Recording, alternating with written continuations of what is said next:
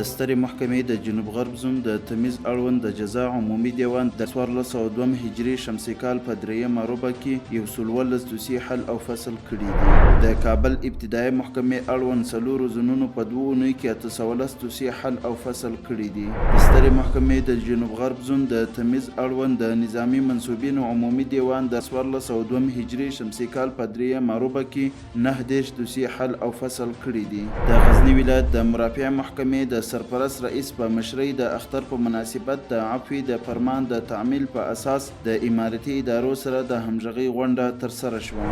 په فراه ولایت کې پر یوه متهم د تعزیري سزا حکم تطبیق شو. د سترې محکمې د جنوب غرب زون د تمیز اړوند مدني عمومي دیوان د 1402 هجري شمسي کال په درېیمه ربع کې 213 دوسیې حل او فصل کړي دي.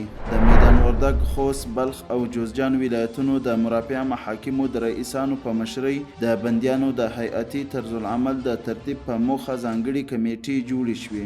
د کندهار ولایت محاکمو په یوه میاشت کې د 509 دوسیو پر حل او فصل سربیره 320 وثیقې هم اجرا کړي دي. د بادغیس محاکمو په یوه میاشت کې د 501 دوسیو پر حل او فصل سربیره 168 وثیقې هم اجرا کړي دي. په بغلان ولایت کې پر وطن متهم د تعزیري سزا حکم تطبیق شو. د پنجشیر محاکمو په یوه میاشت کې د 22 دوسیو پر حل او فصل سربیره 242 وثیقې هم اجرا کړي دي. د بغلان محاکمو په 2 اونیو کې د 388 دوسیو پر حل او فصل سربیره 210 وثیقې هم اجرا کړي دي. د سرپل محاکمو په 2 اونیو کې د 181 دوسیو پر حل او فصل سربیره 170 وثیقې هم اجرا کړي دي. د فاریاب محاکمو په 2 اونیو کې د 263 دوسیو پر حل او فصل سربیره 291 وثیقې هم اجرا کړي دي.